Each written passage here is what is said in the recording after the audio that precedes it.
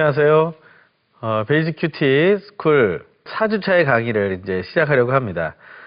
그동안 많이 고생하고 또 애쓰셨을 텐데요. 또 하나님의 말씀을 묵상하고 또 그것을 또 적용해 나간다는 것은 사실 쉬운 일은 아닙니다. 하지만 쉽지 않지만 우리가 그 일을 할 수 있는 이유는 우리가 행복하기 때문인 거죠. 행복하지 않다면 우리는 그 일을 하기 어렵지 않겠습니까? 우리가 행복한 마음으로 이 마지막 주차를 저희가 시작하게 되면 좋겠습니다. 우리가 오늘 특별히 이제 나누게 될 이야기는요, 큐티의 순서와 방법 그 7가지 중에 이제 마지막 순서에 들어가게 됩니다. 그 마지막 순서는 우리 앞에 보시는 것처럼 적용과 기도에 대한 얘기죠. 큐티 7가지를 다시 한번 저희가 확인하면 좋겠습니다. 그것은 예배의 순서와도 같다고 그랬고요. 그것은 개인이 하나님과 1대1로 드리는 영적 예배와 같다고 했습니다. 로마서 12장 1절에서는 그것을 산제물로 드리라고 했죠. 나를 산제물로 드리라는 것은 무엇을 의미하겠습니까? 스스로 몸을 어떻게 제물로 바칠 수 있다, 이런 얘기가 아니죠. 사실은 그것은 우리의 생활이 하나님의 말씀에 따라 움직이는 순종하는 삶이 되는 것. 그게 바로 우리의 삶을 산제물로 드리는 것을 말하는 것이죠. 그것이 바로 큐티의 생활이 아니고 무엇이겠습니까? 하나님의 주시는 말씀을 특히 나에게 주시는 그 말씀을 듣고 행하는 그 모든 모습 속에서 놀라운 변화가 나의 삶 속에 일어나기 시작한다라는 것이죠. 날마다 하나님의 말씀을 중심으로 해서 하나님을 먼저 찬양합니다. 그리고 우리가 내 죄를 회개하고 내 마음을 하나님 다시 한번 이렇게 갈게 되는 그러한 마음을 경작하는 시간을 갖게 됩니다. 그 마음이 열리고 마음이 다 경작되어서 정말 씨앗을 받을 준비가 되었을 때 우리는 그때 새롭게 시작되는 우리의 삶을 보게 된다는 거죠.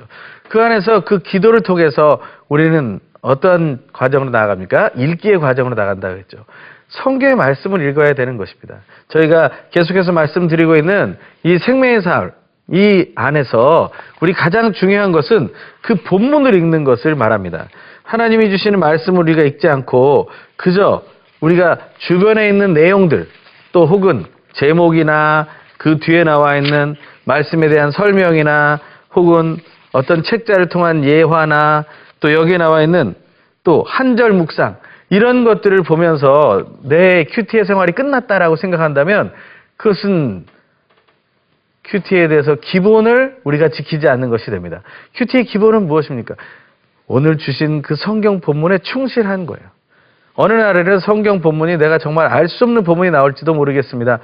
지명만 가득 차 있다든지 사람 이름만 가득 차 있는 경우도 있을 수 있습니다. 하지만 그런 날이더라도 우리는 또 본문이 나에게 낯설지 않을 때까지 읽고 또 읽고 지속적으로 천천히 반복해서 이해가 될 때까지 통찰이 생길 때까지 적용할 것을 발견할 때까지 읽고 또 읽어야 된다는 거죠.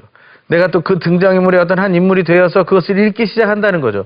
그렇게 깊이 있게 읽다 보면 우리가 묵상할 수 있는 소스들이 점점 많아지게 된다는 것입니다. 그것이 점점 많아지는 그런 상황 속에서 우리는 새로움을 경험하게 되죠. 하나님의 말씀을 그렇게 읽다 보면 우리는 이제 묵상으로 들어가게 됩니다. 묵상은 무엇을 묵상한다고 했어요? 우리가 본문에서 여러 가지 내용을 가지고 우리가 묵상하지만 사실은 그 묵상의 대상은 오직 하나님이라고 말씀드렸습니다. 정말 하나님을 묵상하지 않는다면 우리는 가장 중요한 것을 놓치게 된다는 거예요.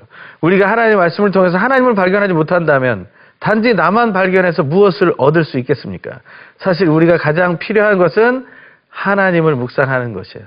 그것을 결코 잊어서는 안 됩니다. 오늘 적용에 대한 이야기를 하겠지만 그 적용을 하기 전에 내가 하나님을 묵상했다는 사실을 잊지 않고 적용하는 것이 우리에게는 중요하다라는 것이죠. 그렇게 묵상하고 또 읽은 것을 묵상하는 그런 상황 속에서 우리는 무엇을 한다고 그랬어요? 기록한다고 그랬죠. 기록한다는 것은 나중에 다시 설명을 마지막에 정리하면서 드리겠지만 단지 글로만 하는 게 아니에요.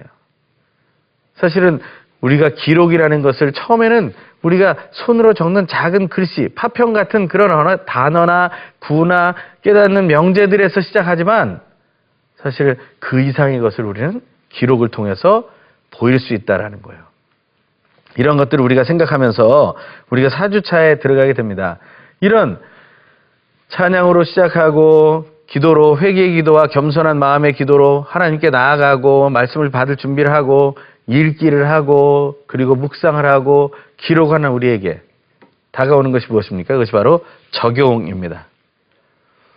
12페이지를 한번 펴보시죠. 12페이지를 펴보시면 큐티가 무엇인지에 대해서 큐티의 가장 핵심이 되는 묵상과 적용에 대한 설명을 한 그 부분이 나오고요. 그 중에서 적용 부분에 대한 얘기를 한번 또 교재를 읽으면서 한번 우리가 보겠습니다. 한번 읽어볼까요? 시작. 큐티는 날마다 하나님의 말씀을 읽고 묵상하며 적용하고 나누는 것입니다. 이 과정을 통해서 우리는 영적으로 건강해집니다. 이 가운데 적용은 나의 생각과 행동의 변화를 일으킵니다. 하나님이 원하시는 라이프 스타일, 즉 하나님이 원하시는 사고방식과 세계관을 갖게 합니다. 즉 내 삶의 변화와 성숙이 일어나게 합니다.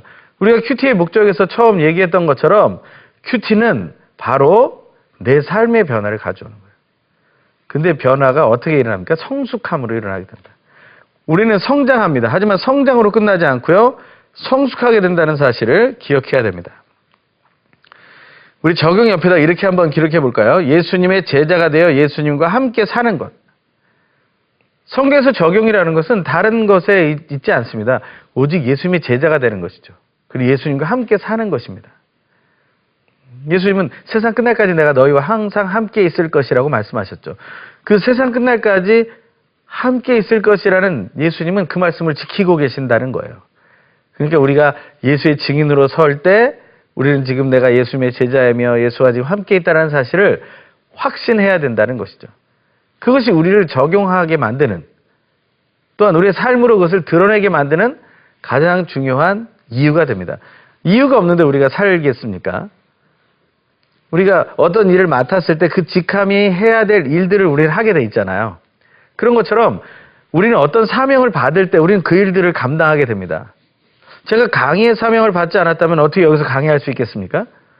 강의하라는 그런 사명을 받았기 때문에 여기서 강의를 할 수 있는 것처럼 우리가 예수 그리스도의 제자라는 그런 직함을 얻고 또한 예수의 이름을 땅끝까지 증거하라는 증인의 사명을 받았기 때문에 우리는 그 일을 해야 된다는 거죠. 우리가 적용하는 이유는 다른 게 아닙니다. 내가 적용해서 이렇게 내가 성공했다, 이것을 말하기 위한 것이 아닙니다. 저도 재수를 경험했습니다. 재수할 때 많은 지침들이 있었어요. 이렇게 하면 성공한다, 이렇게 하면 성공한다, 이렇게 하면 성공한다. 그래서 그대로 했습니다. 사실 그러니까 정말 재수할 때 성공을 했어요. 하지만 꼭 그렇게 해서 했기 때문에 그렇게 된 걸까요? 아니요. 목표가 달랐습니다. 사실 대학을 가는 게 목표가 아니라 사실 내가 변화되는 목표를 더 두었죠. 그러니 그 재수의 기간 동안에 저는 제 자신이 굉장히 많이 바뀌었다는 것을 보게 되었습니다. 성공을 위해서도 우리는 그 지침을 따라 살게 되고 변화를 겪게 됩니다. 그런데 하나님이 우리에게 주신 명령이라고 생각하면 그것은 우리가 기쁘게 따를 수 있지 않겠습니까? 우리가 그것을 꼭 기억하셔야 된다라는 것입니다. 적용할 때 정말 우리의 행동에 변화를 일으키는 놀라운 은혜가 임하게 되는데요. 그것이 바로 하나님이 원하시는 라이프 스타일로 변화되기 때문이라는 거예요. 한번 거기다 동그라미 한번 쳐보시죠. 하나님이 원하시는 라이프 스타일. 이것을 조금 더 다른 말로 바꿔보면요. 우리의 일정을 하나님께 맞추는 것을 얘기합니다. 하나님이 원하시는 라이프 스타일이라는 것을 우리가 얻게 된다는 것은 그 옆에 제가 기록해 놓은 것처럼 나의 일정, 나의 스케줄의 변화가 필요하다는 것을 말하는 거예요. 여러분 지금 다이어리나 혹은 핸드폰 안에 일정표를 가지고 있습니까? 그러면 그 일정표 안에 여러분의 정한 큐티 시간을 한번 스케줄로 잡아보세요. 여러분의 일정 속에 오늘 하루 혹은 내일, 한 일주일, 아니 한 달, 그 이상의 날짜 속에 여러분의 일정을 반복해서 기록해 보세요. 이 시간은 알람을 정해놓고 알람이 울리면 내가 큐티하는 시간이다. 그렇게 정해놓고 큐티 훈련을 하게 되면요, 달라집니다. 그런데 우리는 그것을 그냥 좀 쉽게 생각합니다. 그래서 큐티 시간이 시간 나면 하지 뭐 이렇게 되는 거죠. 시간 나면 하는 것은 못합니다. 왜냐하면 시간이 나지 않기 때문에요. 시간 낼 수 있어요. 시간 어떻게 낼 수 있죠? 다른 일이 치고 들어오면 우리는 우리 일정이 깨져버리잖아요. 그러면 나의 일정 속에 큐티라는 일정이 들어갈 수가 없습니다. 그러니 여러분들이 큐티라는 일정을 기록해 놓으시라는 거예요. 저도 이 강의하는 날을 기록해 놓았습니다. 그래서 강의를 하고 있는 거예요. 이걸 제가 기록해 놓지 않았다면 다른 약속들이 벌써 들어와서 저는 이 강의를 하지 못하게 되었을 것입니다. 하지만 이 강의를 미리 하겠다고 일정표에 넣어놓은 순간 저는 이 날짜에 다른 사람들이 뭐 필요로 해도 이 날짜에는 강의를 해야 됩니다 라는 것을 얘기하게 되는 것처럼 말이죠. 나의 일정이 변화가 되어진다는 것은 우리는 그리스도인이 되면서 많이 경험했던 이야기입니다.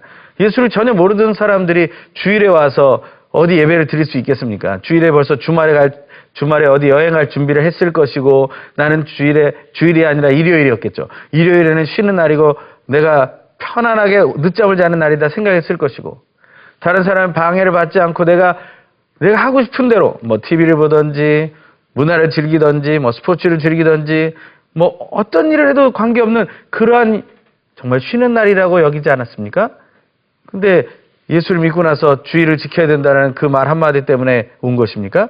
아니요. 이 시간에 나에게 오는 어떤 감동과 유익이 있기 때문에 이 자리에 오게 되는 것입니다. 처음에 억지로 왔을지도 모르겠어요. 하지만 시간이 지나면 지날수록 우리는 변화되게 됩니다. 일정이 바뀌기 시작하는 거죠.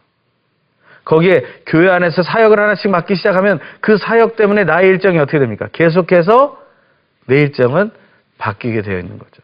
그래서 교회 중심의 일정을 하게 되어 있는 거예요. 예전에는 회사 중심의 일정, 학교 중심의 일정, 가정 중심의 일정을 살아왔다면 이제는 하나님의 말씀에 따른 일정을 살게 된다. 그런데 단지 교회 일을 열심히 하시라는 이야기만을 하는 게 아닙니다. 이것은 내가 하나님의 말씀을 받은 대로 내가 일정을 정하고 있느냐에 대한 부분을 확인하고 있는 거예요. 이 적용에서 너무 중요한 것이 바로 나의 일정에 변화가 있어야 된다는 사실을 기억해야 된다는 것이고요. 그 일정이 변화됐다는 것은요, 여기 설명하는 것처럼 내 사고방식이 바뀌고 있다, 크게는 내 세계관이 바뀌고 있다까지 말할 수 있다는 거예요. 한 사람의 일정표를 보면요, 그 사람의 세계관이 어디에 집중되고 있는지를 알게 됩니다. 우리는 적용이라는 것을 그렇게 나의 삶과 연결해서 생각해 봐야 한다는 것이죠. 또 그 다음 한번 우리가 읽어볼까요? 시작. 적용은 하나님과의 동행을 의미합니다. 이 적용은 하나님과의 동행을 의미하는데요. 이것을 아는 것은 어렵지 않습니다. 늘 하나님과 함께하는 것인데요. 하나님 지금도 내 안에 계시고 나 일생에 함께 계시고 나의 과거와 미래를 지켜주시는 분인 걸 알죠. 하지만 그 옆에 써있는 말처럼 마음의 변화는 시작부터 가능하지만 그러나 삶의 변화는 시간이 걸리는 거예요. 로마서 6장에서 보면 이런 말이 나오죠. 내가 선한 것을 하기 원하지만 나는 선을 행하지 않아요. 내 마음이 원한다고 해서 그 마음대로 이루어지는 것이 아니다라는 것입니다. 정말 우리의 마음속에 정말 하나님이 원하는 것에 대한 이해와 그 마음, 그것 충분히 있을 수 있어요. 하지만 내 삶으로 그것을 변화될 때까지 하려면요, 훈련이 필요하다는 거예요. 훈련이. 이 지속적인 훈련이 되지 않으면 우리는 그것을 놓치게 된다. 이 적용이라는 것은 그래서 우리의 일생을 바꾸는 아주 중요한 방법입니다. 어떤 사람은 이 적용을 우리의 습관을 바꾸는 방법이라고 얘기하기도 합니다. 우리 처세술에 대한 책들을 보면, 리더십에 대한 책들을 보면 우리가 성공한 사람이 이런 습관을 가지고 있었다, 이런 얘기들이 있죠. 그래서 그 습관들을 하나 이렇게 리스트업 해가지고 그대로 우리가 살아보려고 하지 않습니까? 근데 사실 그것은 잘못된 방법입니다. 다른 사람이 살다 보니 이러한 삶을 살았고 이러한 삶을 살았더니 성공했더라 하는 그런 얘기를 우리는 거꾸로 따라가고 있는 거예요. 누가 이렇게 살았기 때문에 성공했더라 하니까 나도 그렇게 살아보는 거예요. 7가지 법칙 그럼 7가지 법칙대로, 10가지 법칙 그럼 10가지 법칙대로 살아보는 겁니다. 근데 그래서 되는 게 아닙니다. 자기의 세경과 목표가 명확하고 그것 때문에 내가 살다 보니까 그런 습관들이 나왔다는 것이 맞는 거예요. 그러니까 진정한 성공은요, 어떤 것이 내 세계관의 목표인가를 확인하는 게 중요하죠.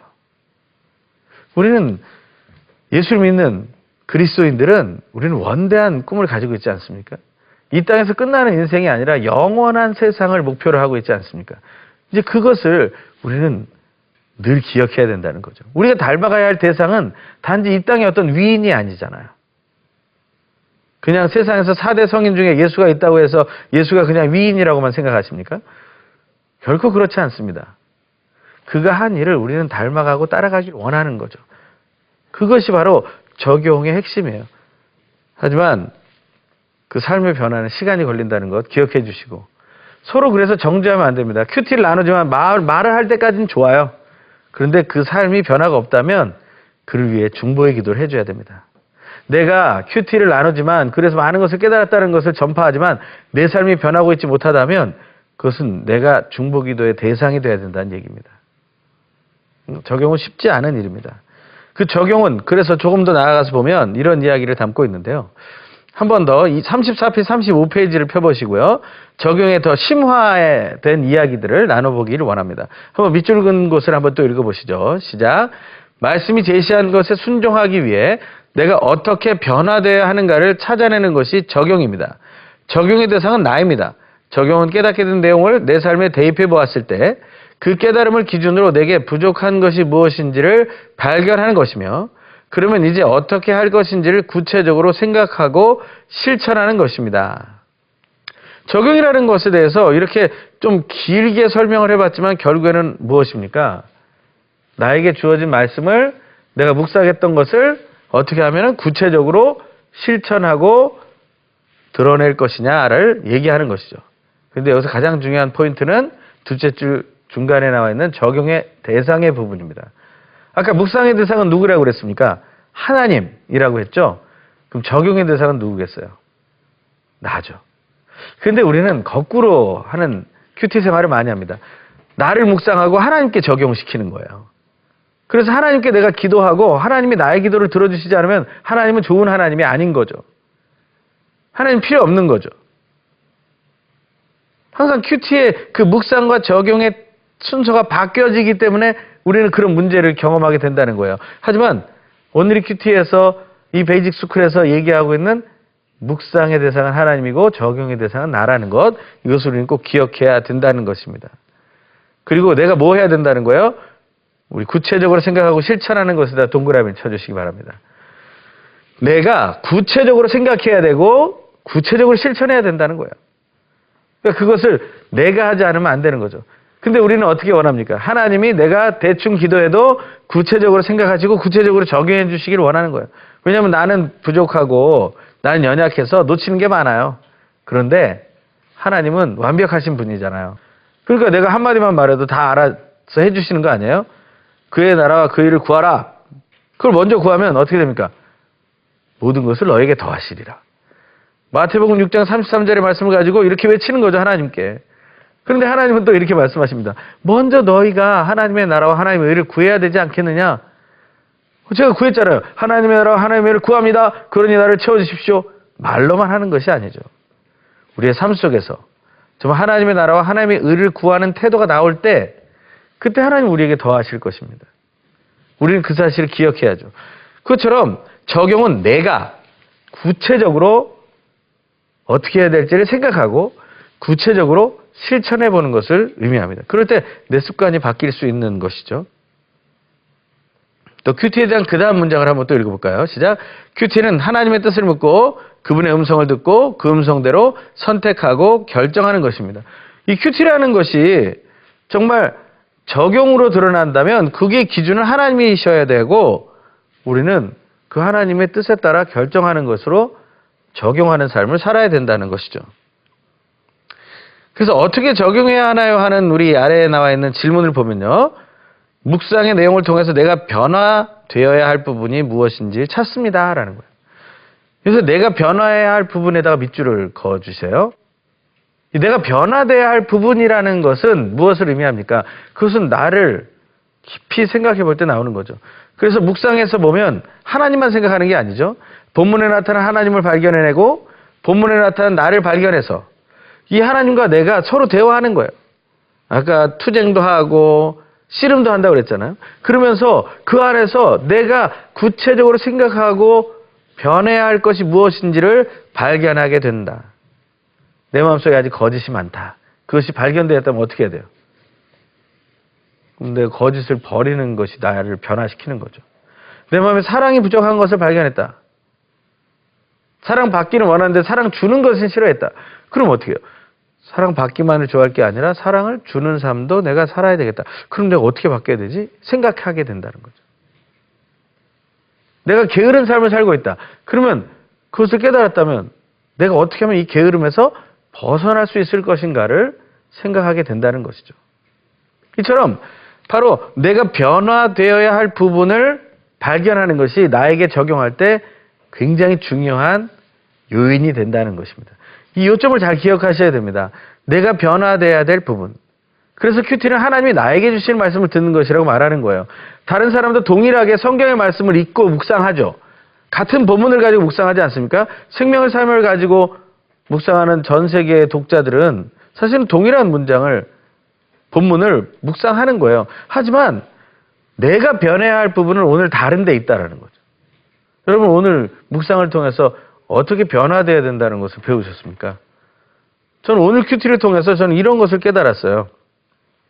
내가 영에 무관심한 사람이구나 라는 것을 알았습니다. 내가 영에 더 많은 관심을 갖고 살아야겠구나. 내가 영이었구나 라는 사실을 깨달았어요. 그럴 때 우리는 그 율법의 기초, 하나님이 주신 그 율법의 기초에 사랑이 있다는 것을 알게 되고 우리는 그 사랑 때문에 정말 내 창조주 되시고 구원자 되시고 심판자 되신 하나님을 사랑하게 되는 것이고 하나님이 만드신 내 몸도 내가 사랑해야 되는 것을 알게 되었고 그리고 내 이웃도 내가 내 몸을 사랑하는 것처럼 사랑해야 된다는 것을 알게 된 거죠. 물론 그것은 너무 쉬운 얘기 아닙니까? 그거 다 아는 거 아니에요? 기독교인이 되면 기초부터 아는 것 아닙니까? 아니요. 그것이 그냥 지식적으로 아는 것과 내가 깨달아서 이제 이렇게 살아야겠구나 라는 것을 절실히 느끼는 것과는 차이가 있다는 것이죠.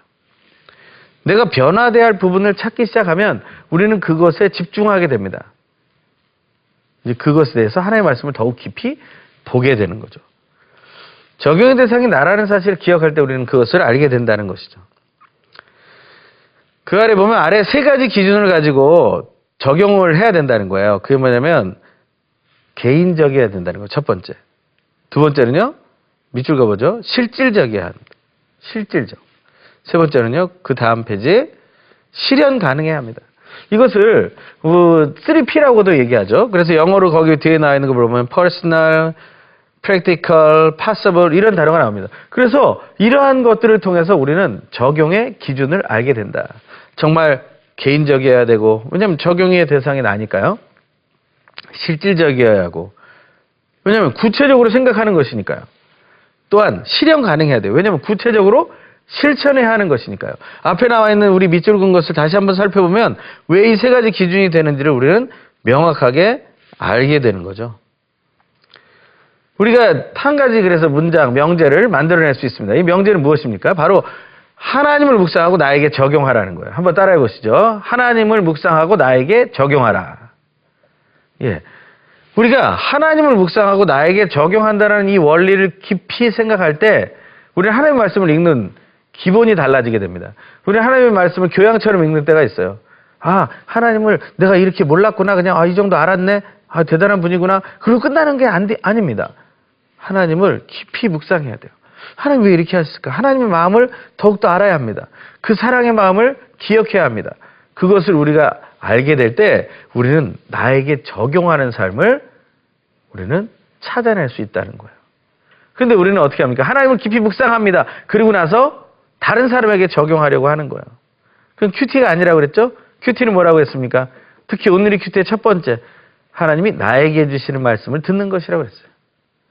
다른 사람이 아닙니다. 나에게 주시는 말씀을 듣는 거예요. 하나님이 나에게 주시는 말씀을 듣는 것이기 때문에 하나님을 묵상했다면 그 하나님은 나의 형상, 나의 모양이 돼야 됩니다. 이것을 뭐라고 얘기합니까? 하나님을 묵상하고 나에게 적용하라는 것을 다른 말을 바꾸면 하나님을 닮아가는 것이라고 말할 수 있는 거예요. 혹시 하나님을 닮아가는 것이 너무 행복하지 않으십니까? 베드로 후서에서 베드로는 그 예수 믿는 사람들, 하나님 나라를 향해 가는 사람들을 향해서 이렇게 얘기하죠. 신의 성품에 참여하는 사람들. 저는 이 말이 너무나 좋습니다. 하나님의 성품에 참여하는 사람들이 된다는 것. 이것은 우리에게 너무나 큰 영광이 아니겠습니까? 이 부족하고 더럽고 추한 나 자신이 정말 예수를 믿고 나니까 하나님의 성품에 참여하는 자가 되었다. 사실은 원래가 처음부터도 그렇게 만들어졌잖아요. 하나님의 형상과 하나님의 모양대로 우리가 창조되었지 않았습니까? 그래서 우리에게는 무엇이 있어요? 하나님의 속성이 있죠. 하지만 우리가 타락하고 하나님을 부정하고 하나님을 멀리했기 때문에 우리는 하나님의 속성을 제대로 누리지 못하는 인생이 되었고, 그 거짓의 아비인 사탄에게 눌려서 우리는 바른 인생을 살아가지 못하고 있었던 거죠. 그런 상황 속에서 우리는 하나님을 닮아간다는 것을 생각하게 됩니다. 이것은요, 우리에게 어려운 숙제가 아니에요. 우리에게 너무나 큰 복입니다. 하나님 주신 이 복을 우리가 깊이 깨닫지 못한다면 우리는 정말 큰 슬픔을 얻게 될 것입니다. 이 적용이 하나님을 닮아가는 것이라는 것에 대해서 우리는 기억해야 될 겁니다. 저는 하나님을 닮아가는 것에 대해서 우린 이런 단어를 좀 쓰고 싶은데요. 경건이라는 단어를 쓰고 싶어요. 이 경건이라는 단어가 우리는 좀 무거운 단어처럼 들릴지 모르겠습니다. 예, 무거운 단어예요. 왜냐하면 하나님에 관한 이야기이기 때문에 그렇죠.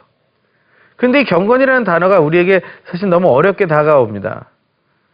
너무 순결해야 될 것 같고 우리가 너무 다른 인생과는 차이나는 것을 선택해야 될 것 같은.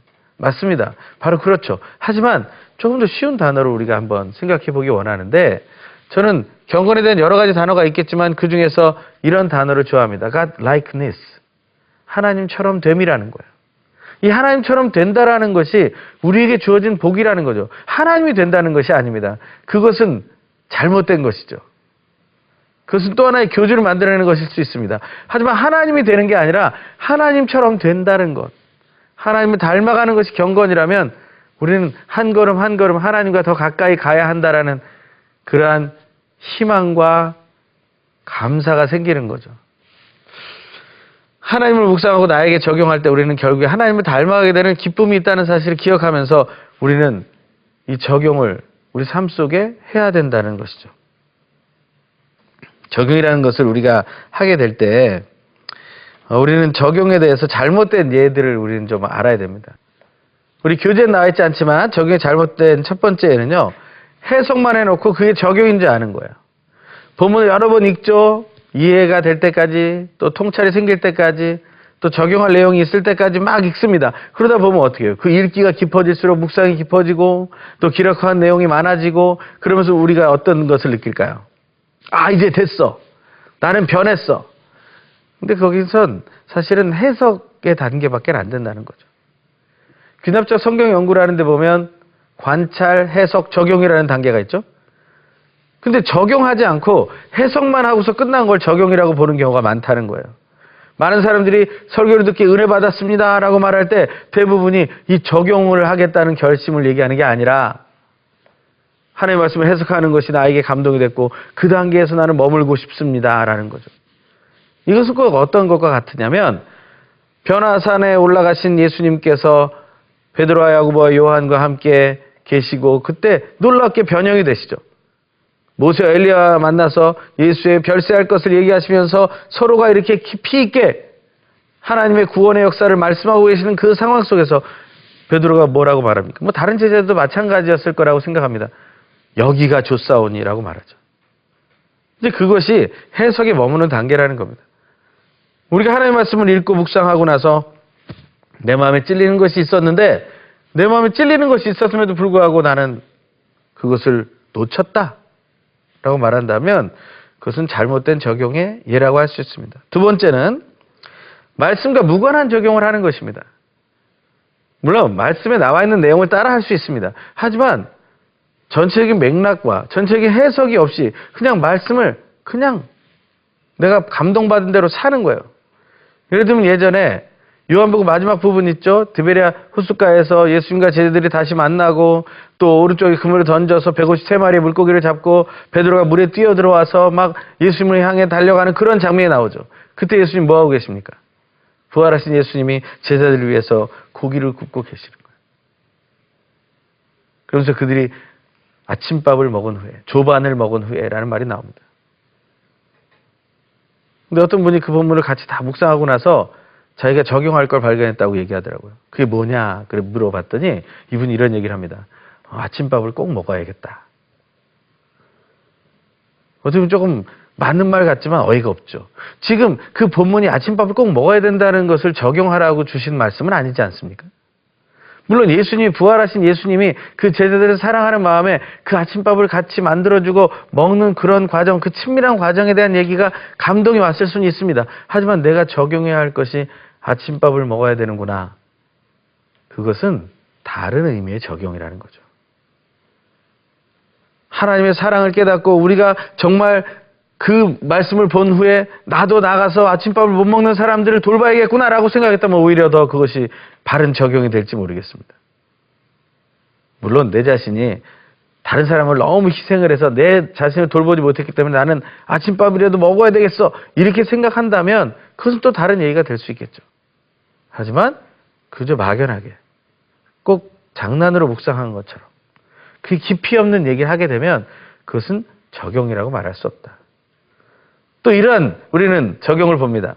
성경을 공부하고 묵상하고 나면 우리가 언제나 하는 얘기가 있어요. 이럴 때 어떻게 해야 합니까? 그러면 대부분 이렇게 얘기합니다. 깊게 생각하지 않고 잘해야 됩니다.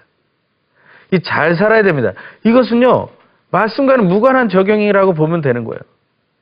정말 하나님 앞에서 우리가 잘 살아야 된다는 것, 그것은 맞습니다. 하지만 그것을 어떻게 잘 살 거냐? 우리가 나눈 것처럼 구체적으로 생각하고 실천할 수 있도록 하는 것이 필요하다. 또한 잘못된 적용의 예는요, 추상적이고 막연한 적용인 거예요. 추상적이고 막연한 적용. 예를 들면 땅끝까지로 복음을 증거하는 예수의 증인이 되라는 깨달음을 얻었어요.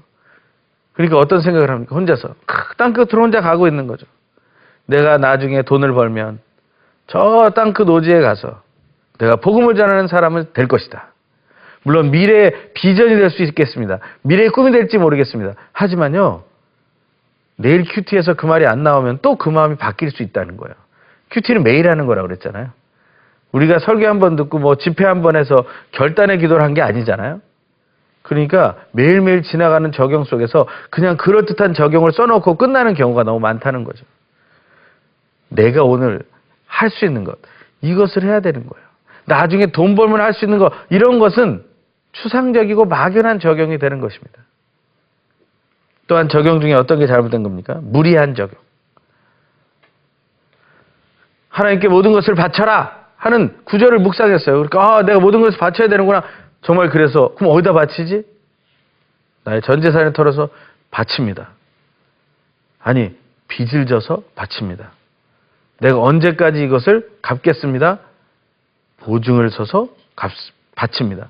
이런 것은 잘못된 것이라는 거죠. 하나님을 바치는 것이 꼭 물질만을 바치는 것은 아니지 않습니까?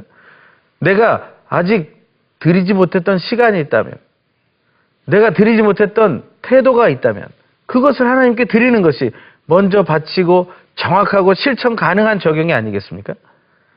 그것을 하나님의 말씀 속에서 우리는 발견하고 나에게 적용하면 그러한 삶을 우리는 발견하고 선택할 수 있다는 거예요. 그리고 그대로 살아갈 수 있다는 거예요. 너무 무리한 적용을 해서 내가 멋진 인생이 되고자 하는 그런 생각들, 그것조차도요, 하나님의 의를 구하는 것이 아니라 나의 의를 높이는 것이 됩니다. 나의 의를 높이는 것이 얼마나 무서운 일인지에 대해서는 로마서가 잘 말해주고 있어요. 우리는 로마서의 말씀을 잘 묵상해야 합니다. 그래서 자기의 의로부터 우리가 어떻게 벗어날 수 있는지를 아셔야 된다는 거죠. 그래서 우리가 꼭 기억해야 된다는 사실을 말씀드립니다. 또 하나는요, 합리화입니다. 합리화. 말씀을 보면 다 내가 한 것 같은 거예요. 나도 이렇게 살았고, 난 저렇게 살았고, 난 다 됐네 생각하는 거예요. 내가 했다고 자꾸 합리화하는 것이죠. 내가 잘못한 부분도 또한 합리화를 합니다. 아니야, 이건 이런 의도에서 한 게 아니야. 이런 의도, 더 깊은 의도가 있었어. 변명을 하는 거죠. 적용을 하라고 하면 나를 지키기에 급급한 사람들이 있어요. 나를 지키자고 적용하는 게 아닙니다. 나를 변화시키고 성숙시키자고 적용을 하는 거죠. 그러니 내가 변화해야 될 부분을 찾지 못한다면 내 변화돼야 될 부분을 말해도 못 알아듣는다는 거예요. 그러면 자꾸 내가 변화돼야 될 부분이 와서 나를 찌르면 나는 자꾸 합리화하는 상황이 일어나게 된다. 합리화하는 것은 좋지 않습니다. 그것은 우리가 거짓에 빠지는 시작이 됩니다. 스스로 조심해야 됩니다. 갈라디아서 6장 7절에 이런 말씀을 하고 있죠. 스스로 속이지 말라. 하나님은 만물의 여김을 받지 아니하시나니 심은 대로 거두리라 그랬어요. 우리가 무엇을 심든지 그대로 거두게 되어 있습니다. 그것을 우리는 기억해야 됩니다. 이것이 얼마나 중요한지를 또한 우리가 보아야 합니다. 또 하나는 기도 없는 적용이에요. 기도 없는 적용. 이 기도 없는 적용이라는 것은 우리에게 무리수를 줍니다. 왜냐하면 하나님이 원하시는지 하나님이 원하시지 않는지도 우리가 확인하지 않고 그냥 무조건 행하기 때문이죠. 선한 일이라고 결정해서 무조건 행한다고 다 선한 일이 되는 것은 아닙니다. 어떤 경우에는 선한 일이라고 한 것이 다른 사람에게 폭력이 될 수도 있는 거예요. 다른 사람에게 고난이 될 수도 있는 거예요. 물론 모든 것을 합력하여 선을 이루신 하나님께서 아름답게 이루어 가실 거라 믿지만 그럼에도 불구하고 우리는 적용할 때 바로 오늘 얘기한 아주 개인적이고 또한 실천적이고 또한 실현 가능한 그 일들을 적용할 때 우리는 먼저 기도해야겠다. 하나님께서는 이 적용에 대한 부분 이것을 우리가 기억할 때 우리는 마지막 기도로 넘어가게 됩니다. 이 기도라는 것은 무엇입니까? 우리 한번 7단계를 다시 한번 점검해 볼까요? 어떻게 시작됩니까? 찬양으로 시작되죠. 마음을 열고 기도. 마음밭을 갈아엎는 행위를 하는 것입니다. 회개하고 내가 겸손해지는 기도를 하는 겁니다. 예수를 닮아가겠습니다. 소망하는 거죠. 그 열린 마음과 그 기경된 마음에 말씀의 씨앗이 뿌려집니다. 그것이 바로 읽기죠. 읽을 때 우리는 어떻게 읽기로 했습니까? 본문이 나에게 낯설지 않을 때까지. 지속적으로, 천천히, 반복해서. 또 어떻게 읽습니까? 이해가 될 때까지. 통찰이 생길 때까지. 적용할 것이 발견될 때까지. 우리가 읽는 거죠. 그러면서 우리는 뭐 합니까?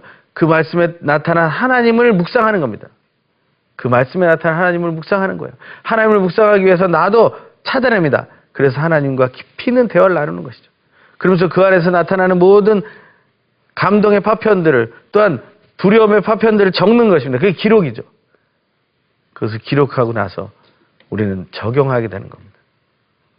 하나님의 말씀에 따라서 내가 변해야 될 부분을 생각하고 바로 변화의 대상이 나라는 것을 기억하면서 그것을 하나님 앞에 드리게 되는 거죠.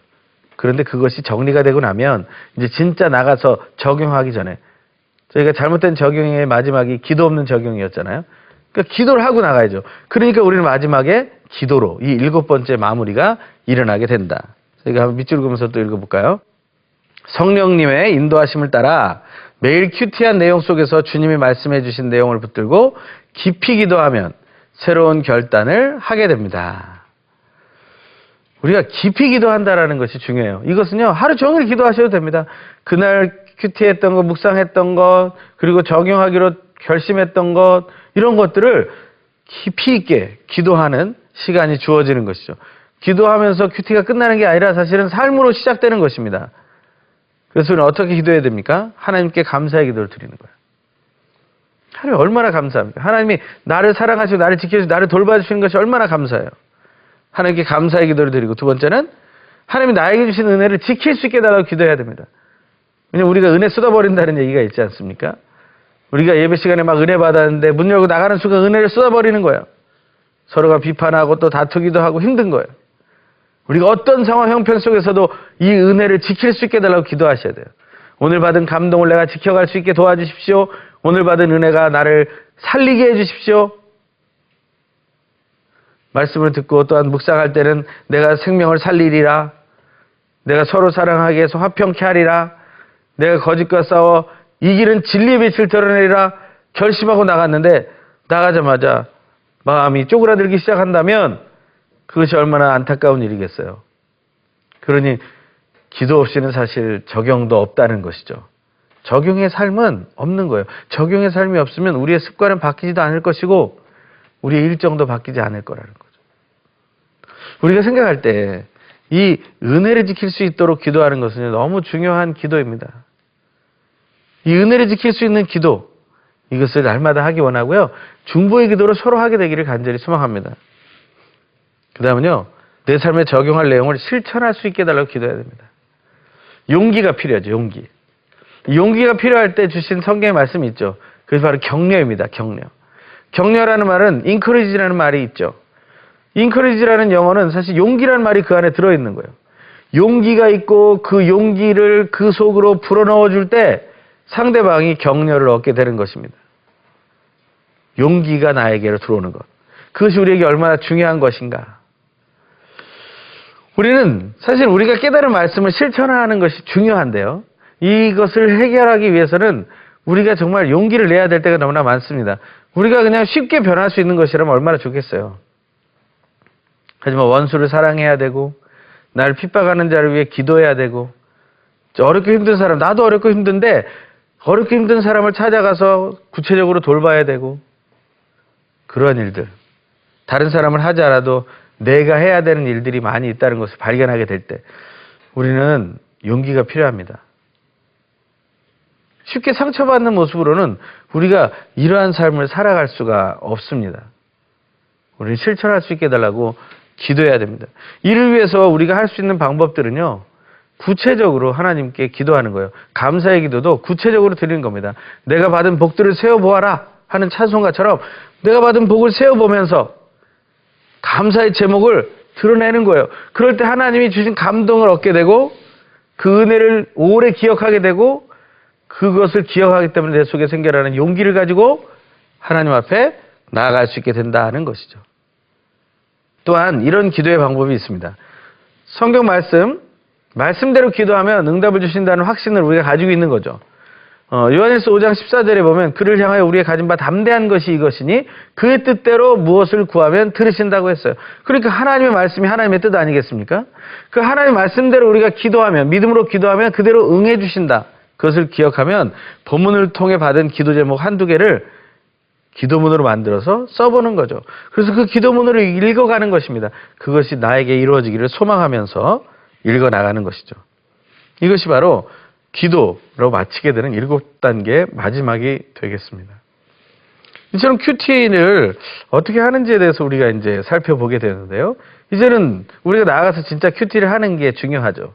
내 개인적으로 생명의 삶에 묵상을 하고 있다면 그것을 묵상해야 합니다.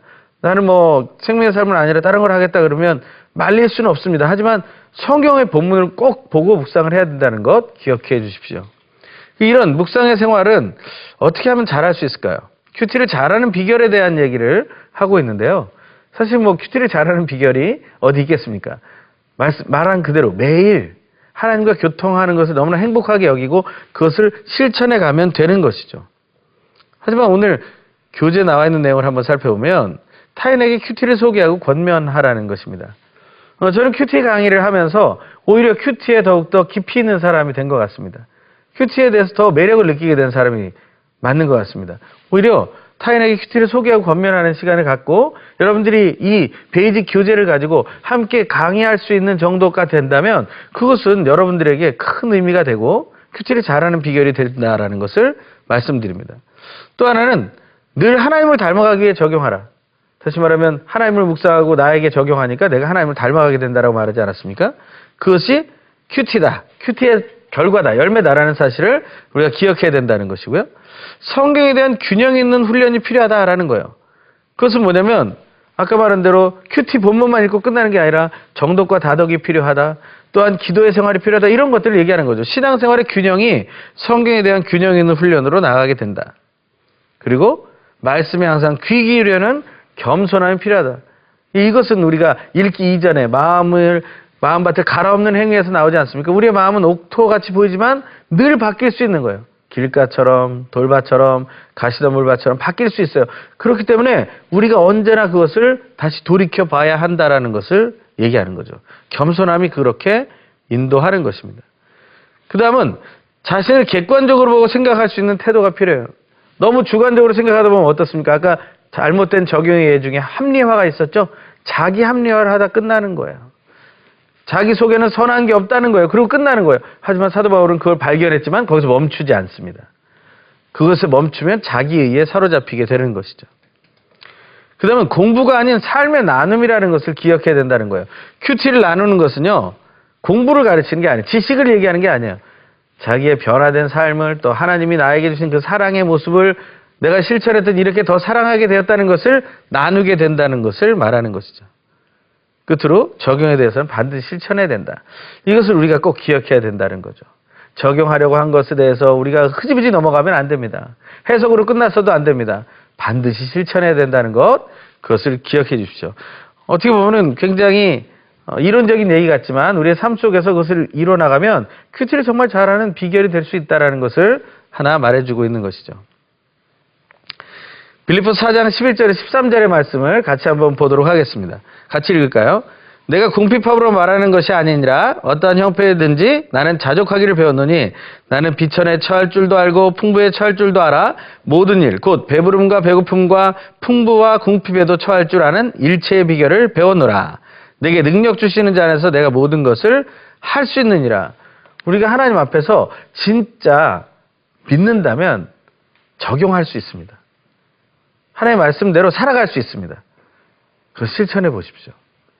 물론 저도 100%는 아닙니다. 하지만 그것을 훈련해 나가는 것이죠. 이것이 바로 성도가 세상에 하나님의 승리한 군사로 나갈 수 있는 비결이 아니겠습니까? 끝으로 말씀 묵상에서 삶의 적용까지의 이야기를 한번 이 표를 통해서 한번 보기 원하는데요. 이 표는 세 가지 단계로 나눠집니다. 입력과 묵상과 출력이라는 세 가지 단계로 나눠지는데요. 맨 위는 입력이 우리에게 되는 것이 세상과 하나님 모든 것이 우리에게 입력이 됩니다. 어떤 방법을 통해서요? 감동과 도전과 자극이라는 것을 통해서. 하지만 우리에게 들어온 것을 우리는 묵상하게 된다는 거예요. 얕은 생각, 기억, 깊은 생각, 해석과 인식, 더 깊은 생각, 의식, 결단의 생각, 적용이라는 그러한 과정을 통해서 우리는 점점 깊이 있게 묵상을 하게 됩니다. 그런데 이쪽 표에 보면 세상의 표를 보면 너무나 많은 것을 우리는 묵상하게 되죠. 우리는 저걸 다 배우려고 합니다. 상식, 유행, 개인적인 것, 규범, 환경, 형편, 이론, 경험, 공동체 이런 것들, 이 기타 등등을 다 알아야 된다는 거예요. 얼마나 복잡한 묵상이 되겠습니까? 하지만 그대로 묵상하면요. 그것이 삶의 정황을 따라서 구체적인 실천적인 삶으로 드러나는 것이 맞아요. 하지만 저희가 권하는 것은 이 세상을 우리는 일단 빼고 콰이어 타임을 통해서 하나님만을 묵상하는 쪽으로 가자는 거죠. 하나님께서 주시는 감동과 도전과 자극만을 받고 우리의 얕은 생각으로부터 깊은 생각, 더 깊은 생각으로 결단의 생각으로 하나님의 말씀을 계속 묵상하다 보면 우리 속에는 세상의 삶이 아니라 성경적인 삶을 갖게 된다. 그러면 우리의 삶의 정황을 통해서 구체적인 그리스도의 삶을 드러내게 된다는 거예요. 근데 이런 삶을 살다 보면 우리가 기록에서 말씀드렸던 어떤 짧은 단편적인 문장만 나오는 게 아니고요. 여기 나오는 것처럼 글이나 그림이나 기호나 작품을 통해서 우리의 인생이, 우리의 묵상한 것이 온전히 펼쳐지게 된다는 것입니다. 이런 삶이 우리의 인생을 변화시키게 된다는 것을 꼭 기억하십시오. 이것은 우리에게 너무나 중요한 것입니다. 이 묵상이 구체적인 삶이 된다는 것을 생각해 보세요. 세상에 대한 묵상을 우리는 너무나 많이 했습니다. 이제는 하나님을 묵상하고 나에게 적용하는, 그래서 놀라운 변화, 성숙이 일어나고 하나님과 친밀함이 회복되는 이 큐티의 생활을 우리가 함께 기쁘게 누렸으면 좋겠습니다. 끝으로 다시 한번 오늘의 큐티의 특징 5가지를 함께 읽으면서 마치면 좋겠습니다. 한번 1번 읽어볼까요? 큐티는 하나님께서 나에게 주시는 말씀을 듣는 것입니다. 2번입니다. 큐티는 성경 말씀을 하나님의 마음으로 읽고 하나님의 성품을 묵상하며 변화되어야 할 나에게 적용하는 것입니다. 3번째입니다. 큐티 나눔은 성경 말씀을 묵상하는 중에 발견한 하나님께서 나를 어떻게 사랑해 주셨는가를 나누는 것이며 사랑의 공동체를 이루는 방법입니다. 4번째입니다. 지속적인 큐티 생활은 1:1 제자 양육 사역과 함께 성도의 영적 전쟁에 있어 가장 중요한 무기가 됩니다. 마지막 5번째입니다. 큐티 훈련은 성도의 개인 신앙생활, 공동체 신앙생활, 국내와 국외의 전도 및 선교 활동의 기초가 됩니다. 오늘의 큐티가 정답이라고 말할 수는 없습니다. 하지만 오늘의 큐티를 통해서 우리는 큐티의 깊이 있는 삶들을 살아갈 수 있습니다. 이러한 삶을 우리가 구체적으로 실천하는 귀한 시작, 그 출발점이 되기를 간절히 소망해 봅니다. 40동의 훈련에 함께해 주신 여러분께 감사드리고요. 제가 기도하고 마치겠습니다. 하나님 아버지 감사와 찬양을 드립니다. 4주간의 시간 동안 우리에게 가르쳐 주신 귀한 하나님의 말씀을 묵상하는 모든 과정들, 내 개인의 하나님을 향한 영적인 예배인 것을 기억하며 매일 조용한 시간과 장소를 정해서 성경 말씀, 하나님의 말씀을 묵상하며 하나님과 개인적으로 친밀한 교제를 나누며 더욱더 하나님 앞에서 내 개인이 변화되고 성숙하며 결국에는 하나님을 닮아가게 되는 놀라운 내 삶을 누리게 도와 주시옵소서. 날마다 성경 본문 속에서 하나님을 묵상하고 나에게 적용하여 하나님께 기쁨 드리는 우리가 되기를 소망하며 이제 큐티의 생활을 시작하는 우리 모두에게 세임과 능력 주시고 동행하시는 말씀이시며 그 말씀의 삶의 본이 되시는 예수 그리스도의 이름으로 간절히 기도합니다. 아멘.